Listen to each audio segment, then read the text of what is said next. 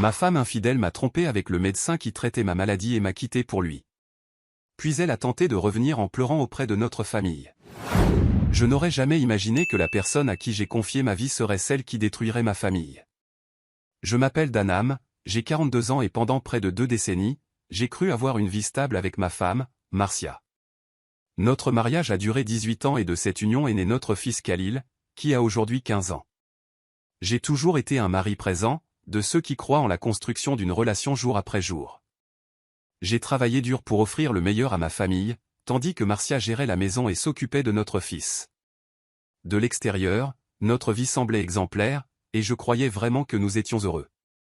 Mais, comme je l'ai découvert plus tard, ma vision était naïve, mon mariage était un mensonge soigneusement construit. La vie a des manières cruelles de mettre notre force à l'épreuve, et mon plus grand défi est arrivé quand on m'a diagnostiqué une maladie cardiaque grave. Les premières consultations ont été un choc. Je ne savais pas à quoi m'attendre et l'incertitude me rongeait.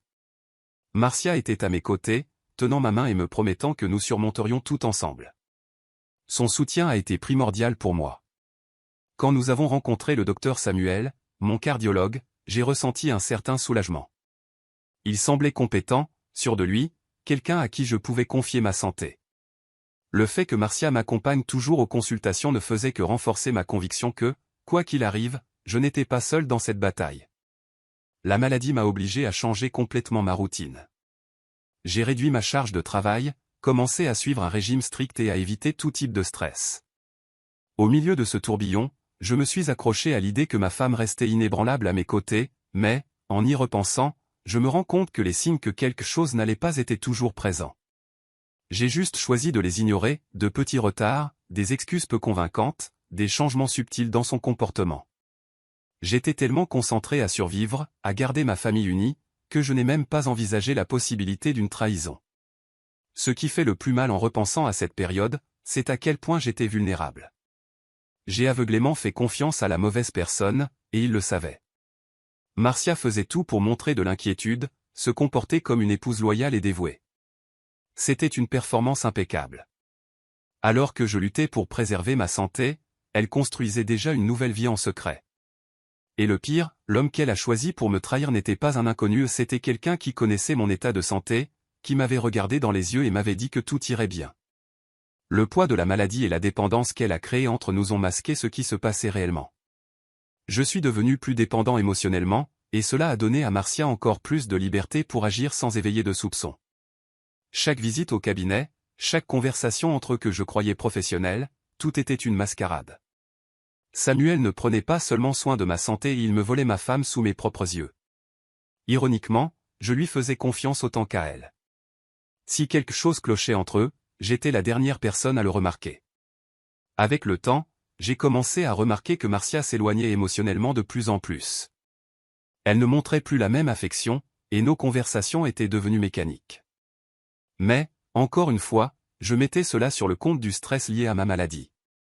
Après tout, ce n'était pas juste de penser que ma femme n'était pas heureuse alors que mon seul effort était de prendre soin d'elle et de notre fils. Mais, à mon insu, son éloignement émotionnel n'était pas dû à la fatigue ou à l'inquiétude. C'était le symptôme d'un amour qui n'avait jamais existé et du moins, pas pour moi. En y repensant, je vois à quel point j'étais aveugle. J'ignorais les signes parce que je ne voulais pas croire que ma vie pouvait s'effondrer d'une manière aussi brutale. Je ne savais pas que ma femme avait déjà un pied hors du mariage et que tout ce que nous avions construit ensemble était sur le point de s'écrouler. J'étais sur le point de découvrir la vérité la plus cruelle de ma vie et la manière dont cela s'est produit a été un coup que je n'oublierai jamais. Ce jour-là, je ne cherchais rien. Marcia avait toujours été discrète avec son téléphone, mais l'idée que quelque chose n'allait pas ne m'avait jamais effleuré l'esprit. Elle avait laissé l'appareil ouvert sur la table de la cuisine pendant qu'elle prenait sa douche, et je n'y ai jeté un coup d'œil que lorsque l'écran s'est allumé. Une notification par email a attiré mon attention. C'était un message court, mais chargé d'une signification que je ne comprenais pas encore pleinement. J'ai hâte d'être dans tes bras ce soir. Je t'aime. Mon cœur s'est emballé, mais pas à cause de ma santé. Cette fois, c'était le choc de la trahison qui m'a frappé de plein fouet. Mes mains ont tremblé quand j'ai commencé à fouiller, un frisson me parcourant l'échine. Ce n'était pas une erreur, ni une plaisanterie. Les échanges entre Marcia et Samuel étaient explicites, pleins d'intimité, avec des photos et des vidéos de moments privés, et des promesses qu'elle ne m'avait jamais faites. Mon propre médecin, l'homme à qui j'avais confié ma vie, parlait maintenant à ma femme comme si elle était l'amour de sa vie. Ils échangeaient des détails sur leurs rendez-vous secrets, leurs dîners romantiques et leurs nuits dans des hôtels dont j'ignorais même l'existence. Je me suis senti comme un idiot. Pendant que je me battais pour survivre, eux célébraient leur amour dans l'ombre. Le choc a été si violent que, pendant quelques minutes, je n'ai pas réussi à respirer correctement. Ma poitrine me faisait mal, et ce n'était pas à cause de ma maladie, c'était de l'humiliation pure. J'ai essayé de trouver une explication logique, mais il n'y avait qu'une seule vérité cinglante, ma femme m'avait trompé effrontément, et l'homme qui était censé prendre soin de ma santé était le même qui avait détruit ma vie. Quand Marcia est sortie de la salle de bain, elle m'a trouvé debout dans la cuisine, tenant son téléphone. Elle n'a même pas essayé de le cacher, elle a juste soupiré, comme si elle savait que ce moment finirait par arriver. Je m'attendais à un déni, à de la panique, peut-être même à des larmes de remords, mais rien de tout cela n'est arrivé. Marcia m'a simplement regardé, sans aucune émotion dans la voix, et a dit « Je me sens plus vivante avec lui. Tu as toujours été un bon mari, mais je ne t'ai jamais vraiment aimé. Je ne me suis mariée que parce que j'étais enceinte. » Ce fut comme recevoir un coup de poing en plein estomac. 18 ans ensemble, un enfant, toute une vie et tout jeté comme si ça n'avait jamais rien signifié. Ce n'était pas seulement une trahison, c'était la révélation que tout mon mariage avait été une imposture. Le silence entre nous était lourd. J'ai essayé de digérer ces mots, mais chaque phrase semblait me frapper encore plus profondément. Je ne t'ai jamais aimé, a résonné dans ma tête comme un verdict définitif. Toutes ces années de dévouement, de sacrifice et de soutien inconditionnel envers elle n'avaient été qu'un contrat social basé sur la convenance. Elle n'a même pas essayé de feindre des remords. Elle a simplement énoncé l'évidence. Maintenant qu'elle avait trouvé quelqu'un qui la faisait se sentir vivante, je n'étais plus qu'un obstacle à écarter de son chemin. J'aurais dû crier, me battre, exiger des explications, mais je n'ai pas pu. Je me suis senti petit, écrasé par une douleur qui me volait jusqu'à la capacité de réagir. Au lieu de cela, je l'ai juste regardé prendre ses valises, déjà prêtes, comme si ce moment avait été planifié depuis longtemps. Elle n'a pas hésité, n'a pas regardé en arrière, n'a pas essayé de réparer quoi que ce soit. Elle est simplement sortie par la porte et a disparu, sans même dire au revoir à son propre fils. Je suis resté planté là pendant des minutes qui ont semblé une éternité. Le silence de la maison résonnait désormais différemment. Ce n'était plus un foyer, ce n'était qu'un espace vide.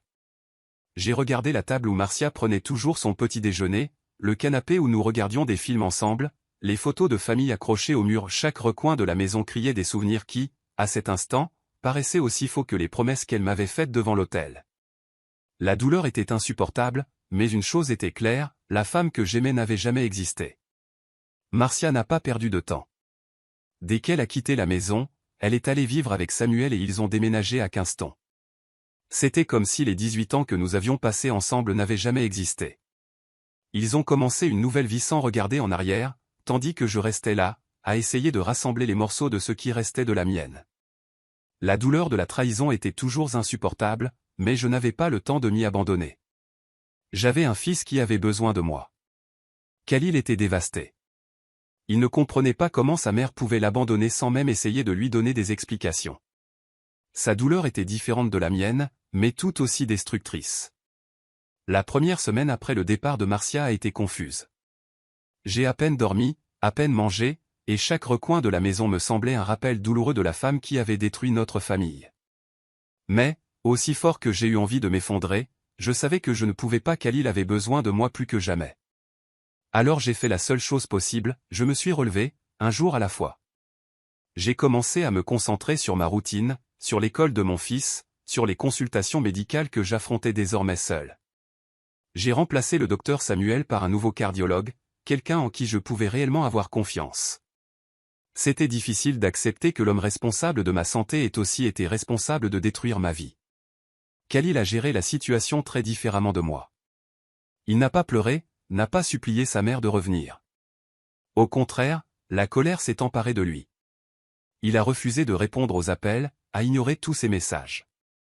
Quand on lui posait des questions sur Marcia, il se contentait de dire « Elle n'existe plus pour moi ». J'ai vu la haine grandir dans les yeux de mon fils et cela m'a inquiété. Je ne voulais pas qu'il traîne ce ressentiment toute sa vie, mais je ne pouvais pas non plus l'obliger à pardonner quelqu'un qu'il avait jeté comme un fardeau. Avec le temps, l'absence de Marcia est devenue partie intégrante de notre nouvelle routine. Au début, j'espérais encore qu'elle essaierait de réparer ce qu'elle avait fait, qu'elle montrerait au moins quelques remords. Mais cela n'est jamais arrivé. Elle était trop occupée à vivre sa nouvelle romance pour se soucier du fils qu'elle avait laissé derrière elle. Khalil l'a rapidement compris. Peu à peu, la figure de la mère a disparu de sa vie. Ses photos ont été retirées des cadres. Son nom n'était plus mentionné dans les conversations, et toute tentative de contact était accueillie avec une froideur totale. J'étais toujours émotionnellement dévasté, mais, ironiquement, ma santé a commencé à s'améliorer. Sans le stress de la mascarade que je vivais, j'ai commencé à me sentir plus fort. Mes examens ont montré une légère amélioration, et mon médecin a dit que les facteurs émotionnels avaient aussi influencé ma guérison. Je ne savais pas si c'était vrai ou juste une façon de me redonner le moral, mais, de toute manière, j'ai réalisé que, peu à peu, je recommençais à respirer sans Marcia, sans mensonge, sans ce sentiment constant de ne jamais être à la hauteur. La plus grande difficulté a été de reconstruire mon estime de moi. La trahison avait semé en moi de nombreux doutes. Avais-je été un mauvais mari? Marcia m'avait-elle seulement aimé un jour? Tout ce que nous avions bâti n'était-il qu'un théâtre? Ces questions me tourmentaient, mais j'essayais de les chasser dès qu'elles surgissaient. Ce qui importait désormais, c'était le présent. J'avais un fils incroyable qui avait besoin de moi, et c'était la seule certitude dont j'avais besoin. En y repensant, je me rends compte que la trahison de Marcia n'avait pas seulement détruit notre famille, mais qu'elle avait complètement redéfini ma vie. Je n'étais plus l'homme naïf qui faisait aveuglément confiance à ceux qu'il aimait. J'apprenais à être plus fort, à m'accorder plus de valeur et, surtout, à laisser derrière moi ceux qui ne voulaient pas être à mes côtés. Mais le destin n'avait pas encore terminé son œuvre, et, quelques mois plus tard, la vérité commencerait à rattraper Marcia et Samuel de la manière la plus cruelle possible. Le temps fait toujours payer ses dettes, et pour Marcia et Samuel, l'addition est arrivée rapidement. À peine 6 mois après qu'elle m'ait abandonné, des rumeurs ont commencé à circuler sur le couple. Au début, ce n'étaient que des commentaires discrets de connaissances, de petits détails qui semblaient insignifiants, mais vite, les histoires sont devenues plus sérieuses. Samuel, le médecin brillant et fiable qui avait détruit ma famille, faisait face à de graves problèmes professionnels. La raison, une faute médicale. L'homme qui disait se soucier tant de la vie des autres avait commis des erreurs fatales, et maintenant, les conséquences frappaient à sa porte. Le premier coup est venu avec son licenciement. Samuel a été renvoyé de la clinique où il travaillait après qu'un de ses patients ait poursuivi l'hôpital pour négligence. L'affaire est allée en justice, et il a dû payer une indemnité exorbitante, ce qui l'a pratiquement mené à la faillite. Il a perdu sa réputation, sa stabilité et, pire encore, il a commencé à perdre le contrôle de sa propre vie. L'homme qui avait détruit ma famille traversait désormais l'enfer. Ironiquement, il avait lui-même creusé la tombe dans laquelle il était tombé. Mais Samuel n'était pas le seul à souffrir. Marcia aussi a commencé à ressentir le poids des choix qu'elle avait faits. Sans argent, sans stabilité et sans prestige, Samuel n'était plus que l'ombre de l'homme dont Marcia était tombée amoureuse. La relation qui autrefois semblait parfaite et pleine de passion se résumait désormais à des disputes et des accusations constantes. Marcia était habituée au confort que je lui offrais, mais maintenant, sa réalité était totalement différente. Elle avait quitté un mari dévoué et une vie stable pour un homme qui ne parvenait même pas à subvenir à ses besoins. Et, comme on pouvait s'y attendre, la magie qu'elle ressentait a rapidement disparu. Les récits qui me parvenaient étaient presque incroyables. Le couple qui, quelques mois plus tôt, vivait un roman digne d'un feuilleton, en était maintenant à se crier dessus en public, échangeant des insultes blessantes. Samuel, autrefois charmant et sûr de lui, avait commencé à la traiter avec froideur et mépris. Certains disaient qu'il buvait trop, d'autres, qu'il la trompait à son tour. Une véritable ironie du destin. Marcia, qui m'avait quitté pour se sentir vivante, se retrouvait maintenant piégée dans le cauchemar qu'elle avait elle-même créé. Et, pour la première fois, elle a réalisé qu'elle avait commis une erreur monumentale. Au fond d'elle, elle savait que ce moment finirait par arriver. La trahison construit rarement quelque chose de solide. Celui qui est capable de tromper et de détruire la vie d'autrui par caprice peut tout aussi bien être trompé et détruit de la même manière.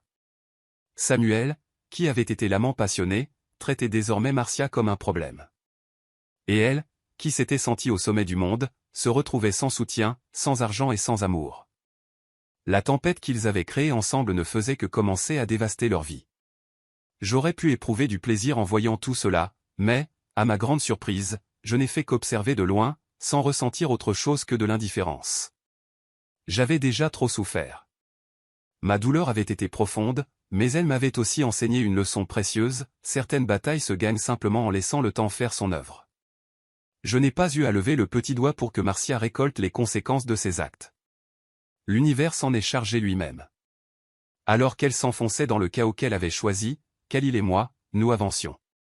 Le cycle de la trahison est impitoyable, et maintenant, c'était au tour de Marcia de goûter à l'amertume du rejet. Mais le pire était encore à venir. Quand son château d'illusions se serait complètement écroulé, il ne resterait plus rien d'autre que des regrets, et elle découvrirait, de la pire des manières, que certaines portes, une fois fermées, ne se rouvrent jamais. C'était une nuit pluvieuse quand j'ai entendu quelqu'un frapper à la porte. Au début, j'ai cru que c'était simplement un voisin qui avait besoin de quelque chose, mais quand j'ai ouvert la porte, je suis tombé sur une scène que je n'aurais jamais imaginé voir. Là se tenait Marcia, complètement trempée, les yeux gonflés à force de pleurer. Elle ressemblait à une femme brisée, très différente de celle qui, quelques mois plus tôt, me regardait froidement en affirmant qu'elle ne m'avait jamais aimé. Un bref instant, je me suis demandé si c'était réel ou juste une cruelle illusion du destin, mais j'ai vite compris que non, que cela se passait vraiment. Elle était là, à implorer que je la reprenne. Sa voix tremblait, mêlant sanglots et désespoir. J'ai commis une erreur, Danam. Je me suis trompé, je t'ai abandonné. Je veux juste rentrer à la maison. Nous pouvons tout réparer. Les mots sont sortis rapidement, comme si elle craignait que je referme la porte avant qu'elle ait fini de parler. Mais à ce moment, la seule chose que j'ai ressentie fut un profond vide.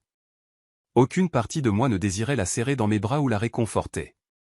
Toutes mes larmes avaient déjà coulé des mois auparavant, et maintenant, il ne restait plus que de la froideur.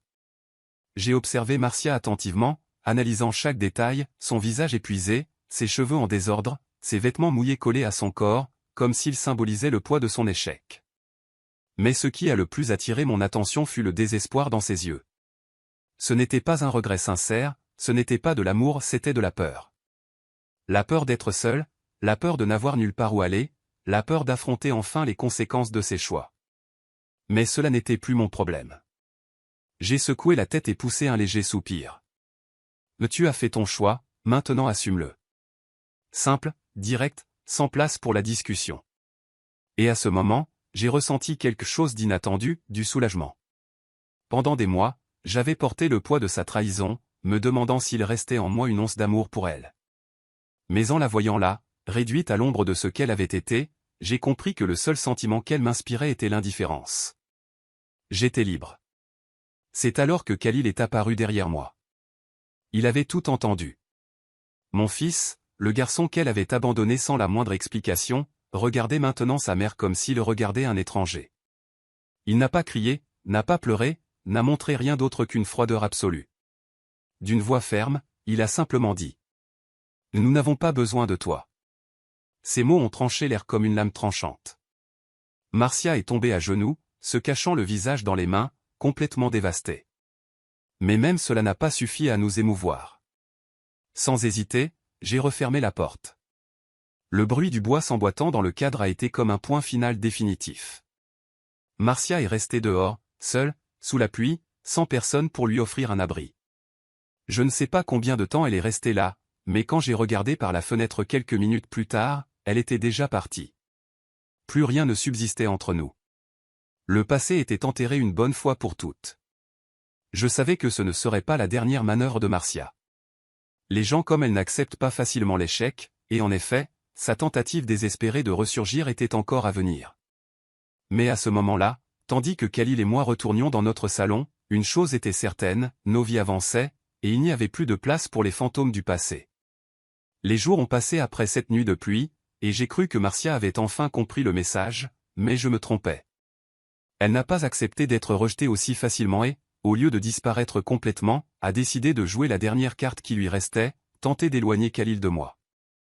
L'enveloppe de la convocation est arrivée un matin, et dès que j'ai ouvert le document, j'ai senti un mélange de colère et d'incrédulité. Marcia réclamait la garde totale de notre fils. Elle prétendait que je dressais Khalil contre elle et qu'il la rejetait uniquement sous mon influence, comme si elle n'avait pas été responsable de la destruction de notre famille. Je suis resté immobile pendant quelques minutes, fixant le papier. C'était incroyable. Elle nous abandonne, choisit un autre homme, disparaît pendant des mois sans se soucier de nous, et maintenant elle veut emmener mon fils comme si elle en avait encore le droit, comme si le simple fait d'être sa mère biologique pouvait effacer toute la souffrance qu'elle avait causée. J'ai pris une profonde inspiration, essayant de ne pas laisser la colère me consumer. Marcia ne voulait pas que Khalil revienne parce qu'elle l'aimait. Elle voulait une seconde chance d'avoir quelqu'un à ses côtés, quelqu'un qui la sauverait de l'échec qu'était devenu sa vie. Mais Khalil n'était pas un outil pour corriger ses erreurs. Devant le tribunal, Marcia a joué magistralement le rôle de la mère repentante. Elle a pleuré, affirmé vouloir reconstruire la famille. Elle a prétendu avoir été influencée par Samuel et avoir maintenant vu la vérité. Son avocat a tenté d'argumenter qu'un enfant avait besoin de sa mère, qu'il était injuste de priver Khalil de ce lien. Mais rien n'y a fait, parce qu'à la différence de moi, Khalil n'avait aucun doute sur ce qu'il voulait. Quand son tour de parler est venu, il s'est levé et, sans hésiter, a fixé Marcia avec une froideur qui m'a brisé le cœur. « Je ne veux rien avoir à faire avec vous. C'est vous qui nous avez abandonnés. » La salle est tombée silencieuse. Le juge a regardé Marcia, attendant une réponse, mais elle a simplement baissé la tête, vaincue. Il n'y a eu aucun argument, aucune excuse, rien qui puisse changer ce qu'elle avait fait. La décision a été rapide. La garde est restée avec moi, et tout contact entre Marcia et Khalil dépendrait uniquement de leur volonté. Nous avons quitté la salle sans un regard en arrière, tandis qu'elle restait assise, sans réaction. Pour la première fois, elle semblait enfin avoir compris qu'il n'y avait plus de retour possible. Khalil n'a pas célébré.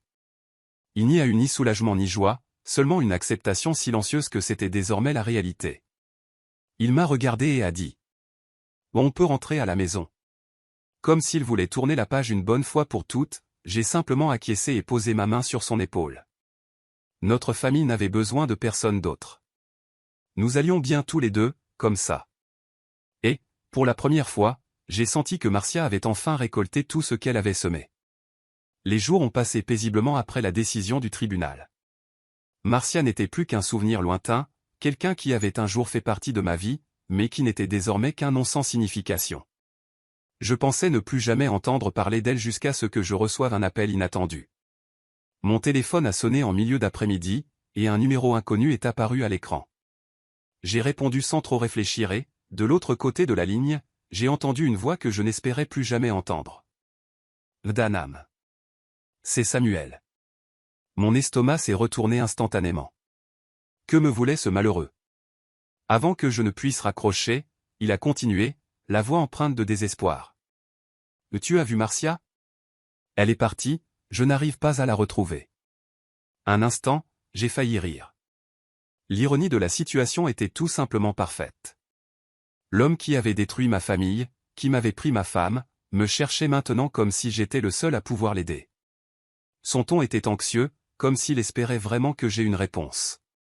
Mais ce qu'il ne comprenait pas, c'est que pour moi, Marcia avait disparu depuis longtemps. Elle avait décidé de partir, décidé de me tromper, décidé de s'éloigner de son fils, et elle en affrontait maintenant les conséquences. Et moi, j'étais en paix. J'ai regardé le téléphone, pris une profonde inspiration, et simplement répondu. Ce n'est pas mon problème. La ligne est restée silencieuse quelques secondes. Je pense que Samuel s'attendait à une autre réaction, peut-être même à un peu de compassion, mais la seule chose qu'il a reçue, c'est de la froideur. J'avais déjà dépensé toute mon énergie à gérer la trahison, la séparation et la douleur de mon fils. Le sort de Marcia ne m'importait pas. Si elle avait disparu, c'est parce que quelque chose l'avait enfin forcée à affronter la réalité qu'elle fuyait depuis si longtemps. Et si Samuel était inquiet, qu'il la cherche, lui, le grand amour qu'il prétendait être. Mais, au ton de sa voix, quelque chose me disait que cet amour-là s'était éteint depuis longtemps. Il a insisté, essayant de me convaincre. Je sais que les choses ne se sont pas bien terminées entre vous, mais elle est quand même la mère de ton fils. Tu ne t'inquiètes pas pour elle? Ah, comme j'aurais aimé pouvoir dire que oui, mais la vérité, c'est que tout sentiment qui avait pu exister un jour avait été détruit à l'instant même où elle m'avait regardé dans les yeux en disant qu'elle ne m'avait jamais aimé. Il n'y avait plus rien. Aucun lien, aucune inquiétude, aucune envie de savoir ce qu'elle était devenue. Alors, avec la même tranquillité que depuis le début de cet appel, j'ai simplement répété. Bonne chance avec ça. Et j'ai raccroché. Samuel n'a pas tenté de rappeler. Je pense qu'il a enfin compris qu'il n'y avait plus aucun lien entre nous. Il n'y avait aucune raison pour que je perde mon temps à penser à Marcia. Peut-être a-t-il trouvé une piste, peut-être a-t-il arrêté de la chercher. Je ne sais pas, et honnêtement, je m'en fiche. Ce que je sais, c'est qu'à ce moment-là, j'ai mesuré le chemin parcouru. L'homme qui, quelques mois plus tôt, avait été écrasé par la trahison pouvait désormais regarder son passé sans ressentir autre chose que de l'indifférence.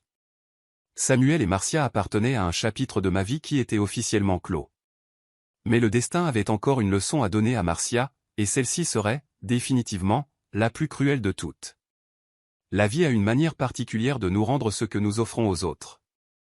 Et, pour Marcia, la leçon est arrivée de la façon la plus dure possible. Après que Samuel a réalisé qu'il ne parviendrait pas à la retrouver, des rumeurs ont commencé à circuler sur sa disparition. Certains disaient qu'elle demandait de l'aide à des proches et à des amis, mais personne ne voulait plus d'elle. Elle a frappé à la porte de son propre frère, implorant un endroit où rester, mais elle a reçu une réponse brève et sèche, « Tu as récolté ce que tu as semé ». Elle n'avait plus de maison, plus d'argent et, le plus triste de tout, plus personne qui se souciait d'elle. Avec le temps, les nouvelles à son sujet ont empiré encore plus. L'appartement qu'elle partageait avec Samuel a été expulsé pour défaut de paiement. Elle a erré de maison en maison, essayant de convaincre d'anciennes connaissances de l'héberger, mais personne ne voulait d'elle à proximité. L'éclat, l'arrogance, la certitude d'avoir pris la bonne décision, tout cela avait disparu. Marcia n'était plus désormais que l'ombre de ce qu'elle avait été un jour. Quelqu'un qui avait tout perdu pour avoir cru qu'elle pouvait échanger la stabilité contre un caprice passager. Les rares personnes qui l'ont croisée ont rapporté qu'elle semblait complètement brisée. La femme qui m'avait regardé dans les yeux en affirmant ne jamais m'avoir aimé n'existait plus. Maintenant, il ne restait qu'une personne regardant derrière elle et ne voyant que des ruines là où une vie confortable avait autrefois existé. Le regret est un poison lent, et Marcia en buvait jusqu'à la dernière goutte. Mais le pire, il n'y avait personne à blâmer, sauf elle-même, pas d'excuses, pas de justification, seulement le résultat direct des choix qu'elle avait faits. Certaines de ses tentatives pour obtenir de l'aide sont parvenues jusqu'à moi. Un cousin éloigné m'a rapporté que Marcia avait même demandé s'il pourrait me convaincre de l'aider, au moins financièrement. J'ai juste ri, non par cruauté, mais parce qu'il était absurde de penser qu'après tout cela, elle croyait encore que je pouvais être un refuge pour elle. Marcia avait détruit notre famille sans hésiter et voulait maintenant que je la plaigne. Non, ma compassion avait disparu depuis longtemps.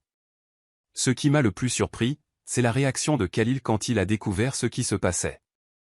Je pensais qu'il se réjouirait de voir sa mère subir les conséquences de ses actes, mais, à ma grande surprise, il a juste haussé les épaules. Elle a pris sa décision, papa. Maintenant, elle doit en assumer les conséquences. La maturité avec laquelle il a fait face à la situation m'a fait comprendre que, de toutes les choses que Marcia avait perdues, aucune n'était plus précieuse que l'amour et le respect de son propre fils. Et c'était quelque chose qu'elle ne pourrait jamais retrouver. Je n'ai jamais souhaité de mal à Marcia. Je n'ai jamais voulu qu'elle souffre. Mais voir la vie démontrer que, face à certaines trahisons, il n'y a pas de retour en arrière, a été l'une des plus grandes preuves que la justice existe. Parfois, elle se manifeste sans que nous ayons besoin de lever le petit doigt.